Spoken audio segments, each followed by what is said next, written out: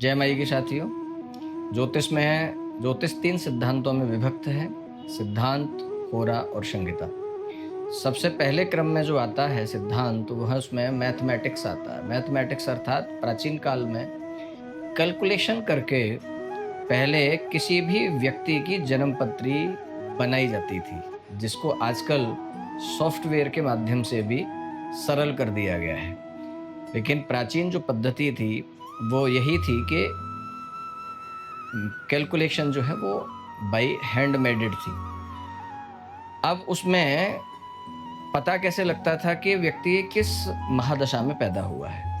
तो मैं सिद्धांत बता देता हूँ आपको महादशा का, कि जिस नक्षत्र में आपके जन्म काल में चंद्रमा बैठा होता है, उस नक्षत्र के स्वामी की महादशा आपको लगेगी। जैसे मान लीजिए कि आप यदि पुख्य नक्षत्र में पैदा हुए हैं, कर्क राशि में, और पुख्य नक्षत्र में पैदा हुए हैं, तो पुख्य नक्षत्र के जो स्वामी हैं वो शनि हैं, और शनि आपकी महादशा में उस समय पाए जाएंगे।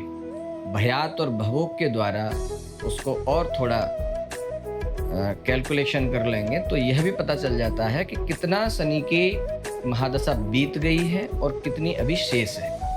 अब यदि ये देखा जाए कि व्यक्ति किस लग्न में पैदा हुआ है, किस राशि में पैदा हुआ है, अगर ऐसा व्यक्ति तुला लग्न अथवा वृष लग्न अथवा मिथुन लग्न अथवा कन्या लग्न अर्थात बुध प्रधान, शनि प्रधान, शुक्र प्रधान, इन लग्नों में यदि व्यक्ति पैदा हुआ है तो उसकी वो जो प्रेजेंट महादशा होगी वो आप देखेंगे कि ऐसा बच्चा जन्म लेते ही अपने परिवार में एकदम खुशहाली, शांति, वैभव, ऐश्वर्य, यानी परिवार की, माता पिता की इतना विकास होगा कि वह विकास उस बच्चे के पैदा होने से ही होगा। क्योंकि बच्चा छोटा है तो वो तो कोई अभी कुछ काम करने के लायक नहीं है, लेकिन उसे सुविधा प्राप्त होना आवश्यक है। ईश्वर की कृपा है ऐसी। तो ऐसे बच्चे कई बार जन्म लेने के साथ ही इनके माता पिता बहुत फलते फूलते हैं। ऐसा बहुत लोगों में देखने में भी आता है। कई माता पिता ऐसा बताते भी हैं कि भाई हम तो बहुत गरीब थे, बहुत परेशान थे, लेकिन जैसे ही हमारे यहाँ ये कन्या या ये पुत्र उत्पन्न हुआ, उसके तुरंत बाद ईश्वर ने हमारी सर्व प्रकार से उन्नति और ऐश्वर्य का वरदान हमें दिया।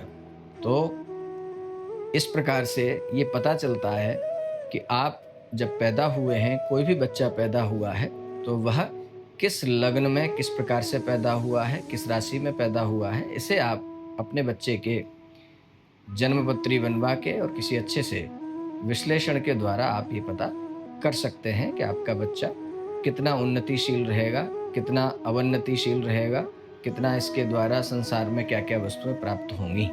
जिससे एक और इसका लिए उदाहरण है, भगवान कृष्ण जब पैदा हुए तो श्री गर्गाचार्य जी महाराज भगवान कृष्ण का नामकरण करने गए और उन्होंने उनके जन्म पत्र इत्यादि का निर्माण किया।